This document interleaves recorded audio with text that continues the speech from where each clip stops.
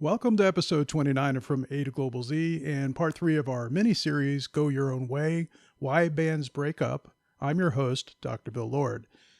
In preparation for episode 29, I did a little research and brought to light 19 main reasons why musicians leave bands. And as a result of conducting the research, I found it quite informative. And if you're in a band or planning to join or form a band, I highly recommend you watch episode 29. There's some really useful information in there.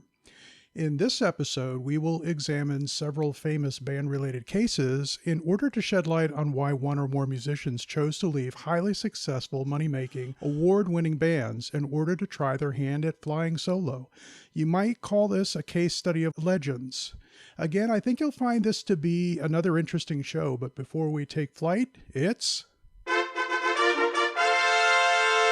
mic talk time. And for this episode, we're listening to the legendary and yet incredibly affordable Shure SM57. It's not an understatement to declare the Shure SM57 is indeed a legendary microphone. It's time-tested in both the studio and on stage, and it's built to take a beating. When engineers think of workhorse mics, this is one that immediately springs to mind, and you can use it on just about anything and get good results. Interestingly, for a mic you can usually find with a street price of under 100 USD, some famous artists have opted to use it to record their voices over other vocal mics, which frequently can run into the thousands of dollars. Some artists that use this on their vocals include Bono of U2, Bjork, James Hetfield, Ian Anderson of Jethro Tull, Mark Knopfler, Robert Plant, Tom Petty, Bruce Springsteen, Lou Reed, Madonna, and Tom Waits. And countless other artists have used it to mic drums, guitar cabinets, and much, much more. The XLR mic itself is simple with no doodads, no filters or switches. It is easy peasy to set up and it works great. And for the price of a couple tanks of gas, you get the mic, a soft case, and a mic stand clip.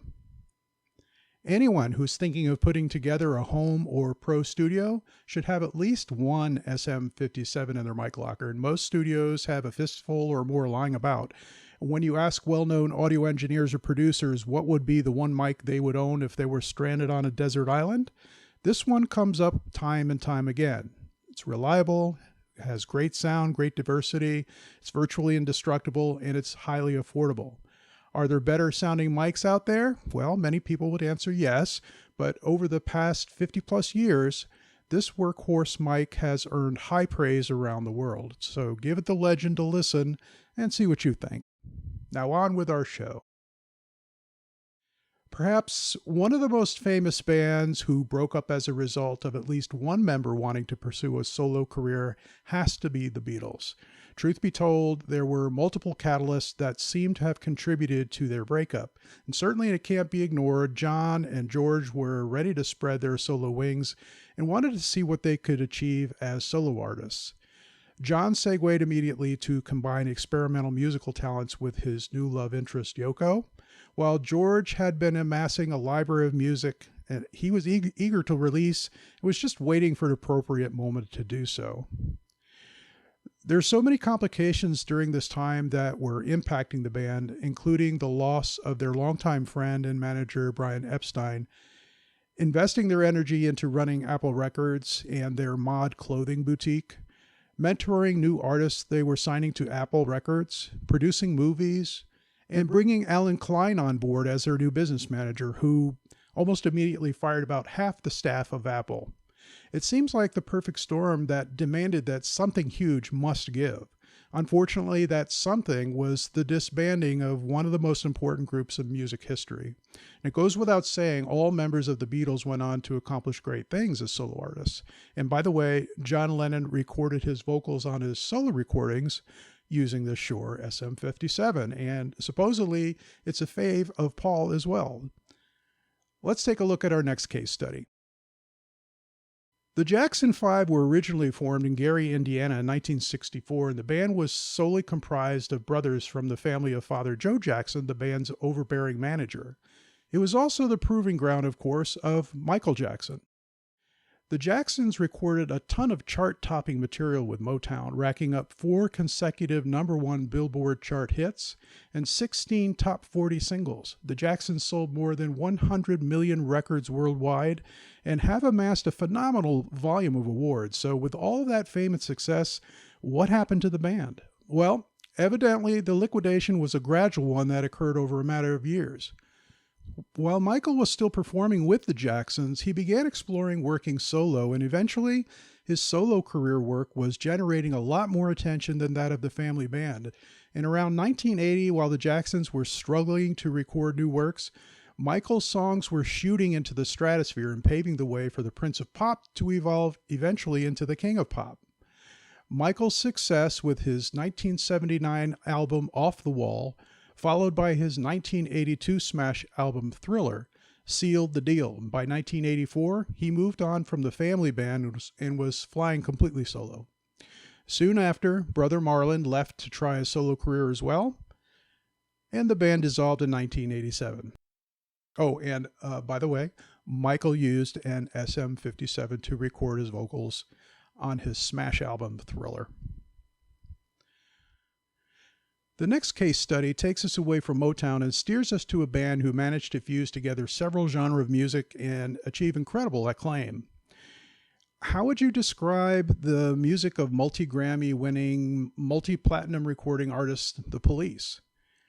Well, punk, reggae, pop, jazz probably gets as close to anything I can come up with. So with all this amassed fame and fortune, what happened? Why did they break up? The band was well known in part for the talent, good looks, and charisma of bassist frontman Sting, but with all the band's collective successes, why did Sting leave this immensely popular trio? After all, drummer Stuart Copeland once said he, guitarist Andy Summers, and Sting were like brothers. Like brothers. Now we're getting somewhere. While brothers can have a strong, deep bond and love for each other, they can also engage in historical, painful fights and squabbles. Such seems to have been the case within the Police. And rumor has it that Sting's temper can be quite explosive, perhaps even spinning out of control, manifesting into physical altercations. In an interview with Rolling Stone, Sting declared having 2 sides of himself that left him trying to figure out exactly who he is. One of these sides he calls a monster with a venomous nature. And, well, that can be a problem, don't you think? Sting said, "I'm sort of 2 people and I do have a dark side."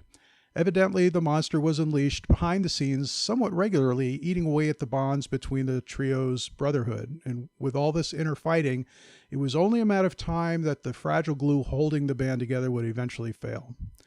Their commercial success, ironically, accelerated the band's breakup. One point of friction was the band's songwriting arrangement. Sting had been the domineering figure who wrote most of the band's material and was known for frequently refusing to record Copeland's or Summers' songs because he felt they were inferior works. No doubt, this snubbing of Copeland's and Summers' songs rubbed additional salt into the band's numerous wounds. Interestingly, when the band called it quits, they were at the pinnacle of the band's career. The band collectively acknowledged that going out on top was a good thing. Sting, Andy, and Stuart were all ready to move on, so in their minds, it was better to go out on their own terms when they knew it was time to pull the plug.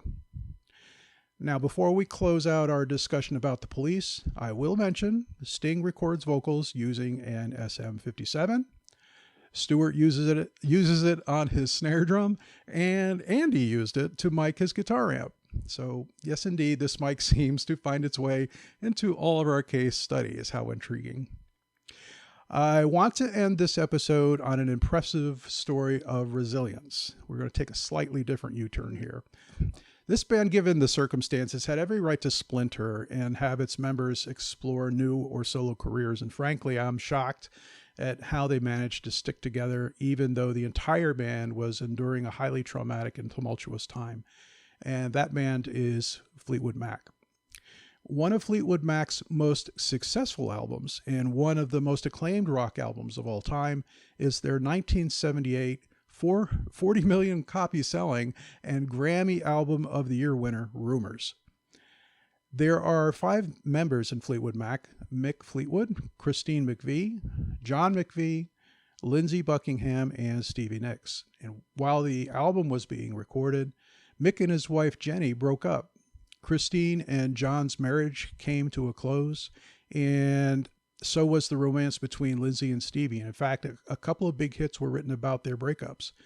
You Make Loving Fun was penned by Christine, describing the joy she had found in her new love interest, the band's lighting manager. Go Your Own Way, written by Buckingham, was a way he expressed his grievances about his failing relationship with longtime love Stevie Nicks. And Stevie made her feelings public by firing back at Lindsay with her hit song, Dreams. Go check out the lyrics to those songs. It will all make sense. A song called The Chain was a team effort that allowed the entire band to express themselves pertaining to the theme of betrayal. And evidently there were a lot of drugs and alcohol being consumed on top of everything else. It's just amazing they got through this album. Rolling Stone placed Rumors at number 26 on their list of 500 greatest albums of all time, declaring the band was able to turn private turmoil into gleaming, melodic public art. Through it all, somehow, Mick Fleetwood convinced the band to stay united. They would go on to release 3 additional albums. The Chain did indeed keep them together. And finally, about a decade later, the fabric of the band began to unwind. But can you imagine having to try to write songs, record, and hold it all together under such circumstances? I mean, wow. It must have taken an incredible volume of will, not to mention a mind-blowing volume of drugs and alcohol, to hold that band together with all that negative energy swirling around. They actually talked about issuing a recognition of their drug dealer in the album's liner notes. That speaks volumes. It's kind of scary. Rumors, the end result of all this angst, is powerful stuff. The band did eventually break apart. Stevie Nicks, of course, had a huge solo career, and yet the band would always gravitate back together from time to time like powerful opposing magnets that refuse to stay disconnected. Oh yeah. One more thing. Lindsay used an SM57 a bunch, including to record his guitar solo on Go Your Own Way. Also, a number of the band's various vocals on the album were captured with a 57. So there you go. We explored several high-profile cases of bands that dissolved when a musician or two opted to fly solo. And then there was the story of a band who somehow managed to put aside their romantic pains and differences, stay united as a group, and go on to make chart-topping music. Quite impressive, really. We talked about the trials and tribulations of 4 legendary bands, accompanied by an unintentional sales pitch for a legendary mic. Truly, it was unintentional. Going into my research for the script, I had no idea the SM57 was used by all of these artists. That was interesting in itself. So I hope you return to check out the next episode of From A to Global Z, where we will continue to explore the topic of why bands break up. Until then, stay healthy and happy. Wishing you peace through music. I'm Bill Lord.